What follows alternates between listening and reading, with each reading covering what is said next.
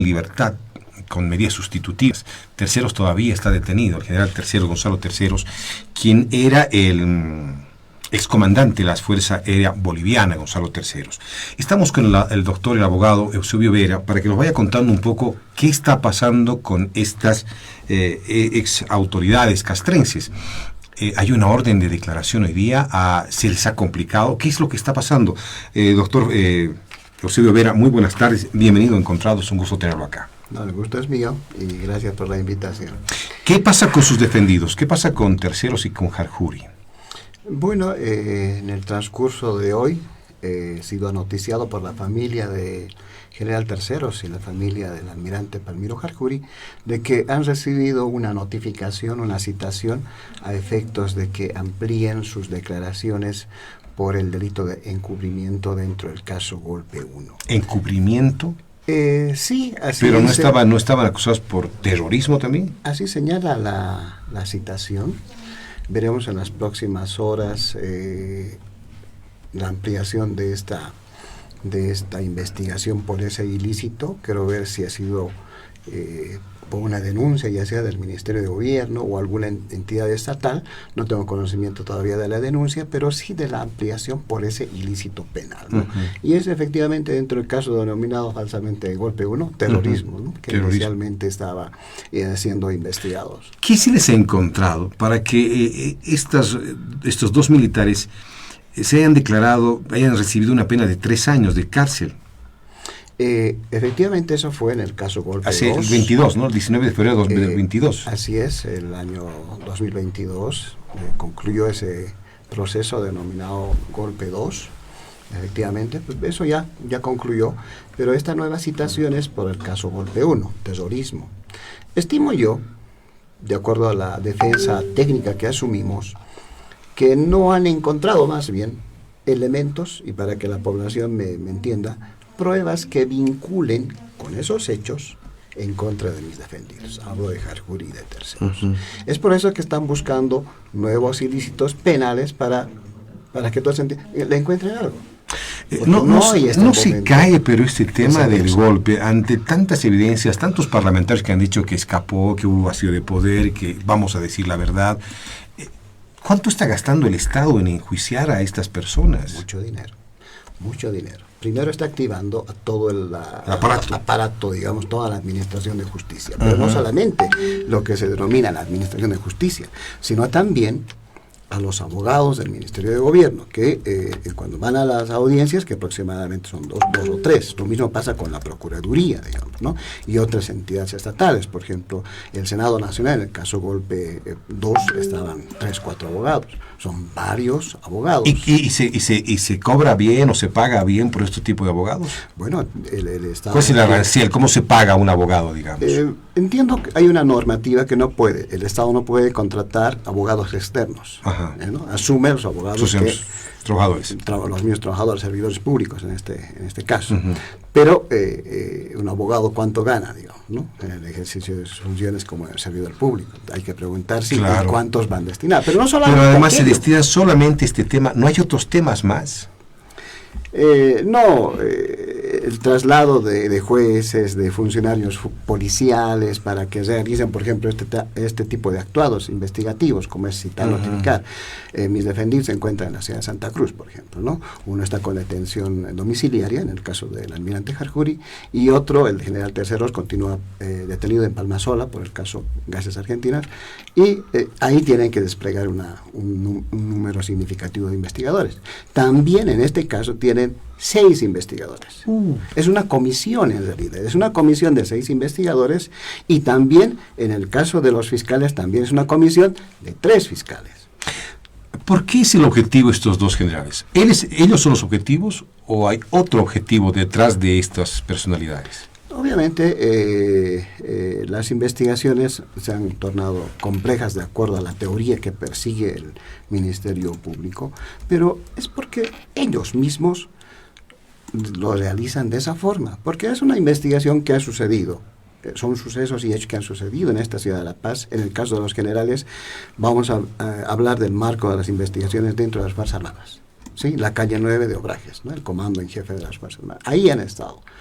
Y ahí deberían realizarse las investigaciones, pero tratan de ligar, tratan de conectar con otras personas con los cuales o con las cuales nunca han tenido contacto, ahora, ni terceros ni juzgados. Este es un tema técnico-jurídico, es un tema político, para implicar que, para demostrar a la población que se está haciendo algo, se está castigando a los que atentaron con la democracia, para encarcelarlos, estamos trabajando, ¿es para hablarle a la gente así? Es un mensaje en realidad, ¿no? Es un mensaje de amedrentamiento, de intimidación para el futuro, para que nadie más se atreva a realizar este tipo de acciones. Debemos recordar, y creo que la población es testigo de aquello, que esto han sido movimientos ciudadanos, de protestas ciudadanas, ¿no? En las calles, que al principio, todos saben bien, no tenía una cabeza. No había alguien identificado. ¿Usted recuerda, doctor Eusebio Vera, que cuando la gente se movilizaba por las calles, no había masistas? No, en absoluto. O sea, eran todas las banderas, ¿recuerda Chile, no? Eran sí, rojo, amarillo y verde, y no había masistas en las calles. O sea, la gente, los jóvenes de 16, 17, 18 años tomaron las calles. La Plaza Balones estaba tomada por jóvenes. Y no solamente los jóvenes, también personas mayores de la tercera edad, claro, pacíficas. Han sido manifestaciones pacíficas. Ponías una pitita, una banderita al centro, una pequeñita, rojo, amarillo y verde, la única que nos identifica a todos los bolivianos, pero no había un afán de confrontación en ningún momento. Ahora, por esas pititas es que está Andrónico en el Senado, o Eva Copa en la alcaldía. Las nuevas generaciones que estaban invisibilizadas aparecieron gracias a las pititas. No, yo estoy seguro que nunca hubiera sucedía claro. esos hechos, tampoco Luis Arce hubiera sido presidente en este momento, ¿no? O sea, estas juventudes del MAS le deben mucho a las pititas porque han sido visibilizadas y puestas en los lugares que están. Y eso te dice la historia, así sucedió. Son pequeñas manifestaciones que obviamente fueron creciendo, que tampoco el gobierno en ese momento pudo controlar, pudo pacificar, ¿sí? Y sucedió lo que sucedió. Pero también mucho de culpa lo tiene el mismo gobierno, porque tenemos que recordar que en el caso Golpe 1, por ejemplo, se les ha juzgado a los generales por un supuesto incumplimiento al mandato constitucional.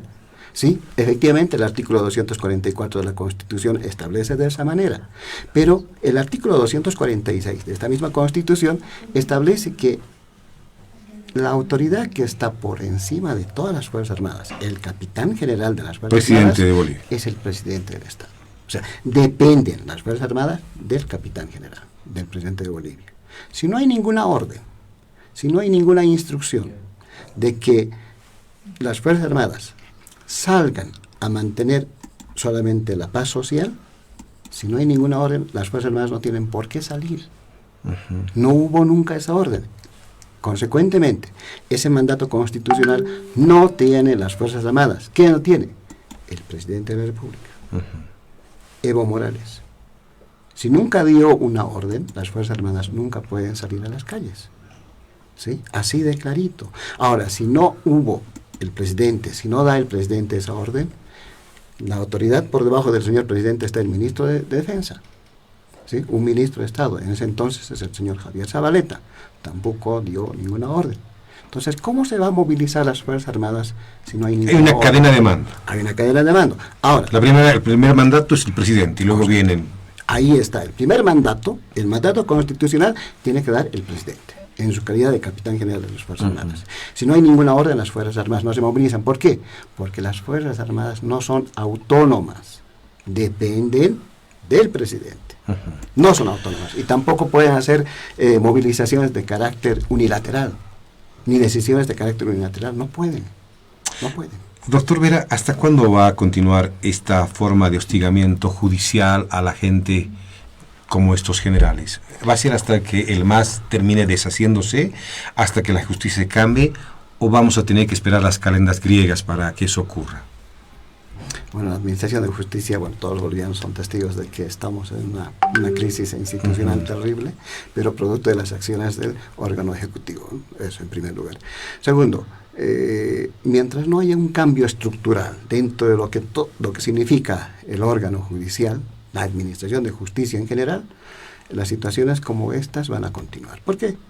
Porque existe una sumisión, en realidad, ya es una sumisión, pero una cierta más bien, una del Poder Judicial. cierta del Poder Judicial hacia el órgano ejecutivo. Pero eso es con el gobierno de turno, ¿no? Este gobierno que venga igualito eso es verdad, nomás, ¿no? Eso es verdad, es lo mismo que sucedió en el año 2020, por ejemplo, ¿no? Pero eso no se puede vivir en un estado así, en un país así. Miren lo que está pasando con el señor Freddy Machicado, presidente del COCA. Lo han soltado, o sea, ya ha sido liberado, pero Freddy Apaza sigue, ¿no? César Apaza sigue detenido. Y don Freddy Machicado es el presidente del COCA, pero ADEPCOCA está con el gobierno. Y como están de buenas ñañas, en buena onda, ha sido liberado. Y si tú no estás conmigo, te detengo. Si estás conmigo, entonces... Lamentablemente eso es lo que está sucediendo, ¿no? Es la coyuntura política que maneja las riendas de este país y más aún maneja todo lo que es la administración de justicia. Hablando justamente, y quiero aprovechar que usted está acá con nosotros, ¿qué es legal y qué es legítimo? ¿Qué es legítimo, qué es legal en esto que está pasando con Evo Morales y lo que tiene que determinar el Tribunal Constitucional? Y le pregunto a un constitucionalista en función precisamente, ¿cómo tiene que actuar ese Tribunal Constitucional? Bueno, el Tribunal Constitucional es el órgano que se encarga de velar el cumplimiento de la Constitución. Así de clarito. 1. 2. Lo ilegal es cualquier acto, todo acto que va en contra de una norma, de algo normado, de algo legal. Así, para que la población me entienda. Eso es lo que significa. ¿Dónde quiere ir? ¿Al Congreso? Exactamente. ¿Es legal o es ilegal el Congreso? Bueno, existe una medida cautelar que ha sido emitida por una sala constitucional de la ciudad de Santa Cruz que ordena la suspensión del 10º Congreso del MAS en la población de la OCAE. ¿Es a destiempo, sin embargo? ¿Esta posición se descuidaron, se atrasaron? Estimo que no ha sido a destiempo. ¿Por qué? Porque la convocatoria del Congreso establece los días 3, 4 y 5. 3 días. ¿No es cierto? 3 días.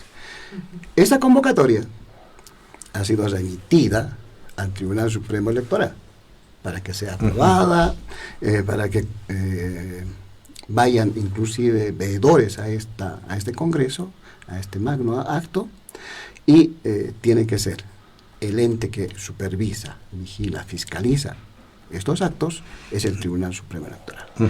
Y cuando una sala constitucional ordena la suspensión, está señalando que se suspenda.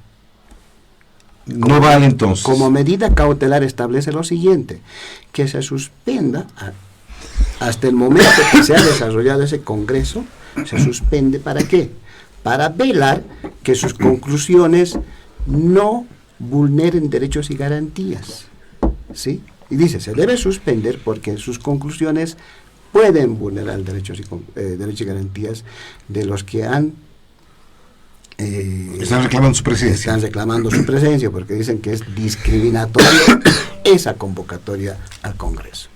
Entonces, la convocatoria dice 3, 4 y 5. El 5 es que debería haber culminado el Congreso con sus conclusiones y todo aquello. Pero si el 4 cortan, se suspende ese Congreso. Pero hay una justificación que es el tiempo, 38, 39 grados de temperatura, no podíamos aguantar, hemos adelantado. No. Debe cumplirse los 3 días. La convocatoria señala de esa forma. Por eso va lo legal. ¿Entienden? Y las conclusiones el último día. El último día. Necesariamente ese Congreso debería haber culminado el 5 con sus conclusiones. ¿Sí?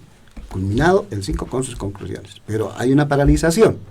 Una orden del Tribunal Supremo, del Tribunal Constitucional que dice suspende. ¿Fue un pretexto eso de adelantar el Congreso por el tema del ambiente, del clima que estaba haciendo allá? No. En realidad serán... Porque tenía que ser 3 días, pues adelantar. Necesariamente tiene que cumplir. Se tiene que enterar, decir, están viniendo ya y adelantemos entonces. Necesariamente tendría que ser los 3 días, no se puede cortar, porque así dice la convocatoria. Ahora, las decisiones finales lo tiene el Tribunal Supremo Electoral en función a las decisiones que vaya a arrojar el amparo constitucional. Ahora, ¿cómo se notifica? ¿Es físico, es personal, es al CEN del MAS, es a Evo Morales, es al presidente? ¿Cómo se notifica? Evidentemente las notificaciones tienen que ser realizadas en el lugar donde el partido político establece su domicilio. En este caso, Laucaeñe. Creo que tiene una oficina en La Paz. Ah, claro, ¿no? mira, claro. ¿no? Tiene ahí una oficina y se notifica ahí. Pero también... ¿Tiene que recibir a alguien? No. Cuando alguien está sometido a un proceso, ya tiene que someterse a ella, ¿no? La primera notificación sí es personal, pero cuando uno ya conoce el proceso, ya pues todos ahora los medios tecnológicos permiten, y la norma también establece, que inclusive vía WhatsApp o alguna vía electrónica es válida esa notificación. Es válida. Es válida. Está en las normas. Entonces no pueden aducir que no se les ha notificado ni nada por el estilo. No pueden decir, porque es una formalidad. ¿Sabe que hay algo que se ha establecido en la norma? Ya no valen mucho las formalidades, sino el momento en que conoce de cualquier forma una determinación judicial, de cualquier forma. Doctor Eusebio Vera, ¿se puede llamar congreso a esto que ha ocurrido en Laucaeñe entonces con estas características? Tendría que verse primero la convocatoria. Segundo, tendría que verse el alcance y los requisitos previos a esa convocatoria, los presupuestos previos a esa convocatoria, ¿sí? Y eso está en la normativa interna del MAS, cómo debe convocarse a un congreso, ¿sí? Si se cumple todo aquello y el Tribunal Supremo ha dado el visto bueno para que se lleve a cabo, se supone, estamos suponiendo obviamente, que ha sido legal toda esa convocatoria. O sea, en pocas palabras, Evo Morales no será candidato del MAS para el MAS de Luis Arce. ¿Cómo van las cosas? Va a depender quién se quede con la signa al final. Porque si no inhabilitan a Evo Morales de una u otra manera, tiene que estar 5 años en Bolivia para poder ejercer el cargo de presidente, según el artículo 167 de la Constitución, y él le falta un par de días. Eso es verdad.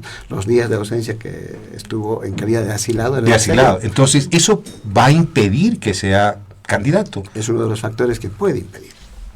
No podría, no, o sea, no es seguro. Porque la candidatura en realidad se van a definir en las primarias. ¿No ha habido primarias tampoco? Tampoco. Entonces no podemos, nadie, absolutamente nadie puede adelantar una candidatura. ¿Qué tan intacto está el gobierno de Luis Arce después de este encuentro que han tenido este Congreso? Políticamente hablando. Más fortalecido, más enmantelado en lo político y lo jurídico. En realidad tiene el poder jurídico, digamos, ¿no? Claro, maneja todo. El poder político no.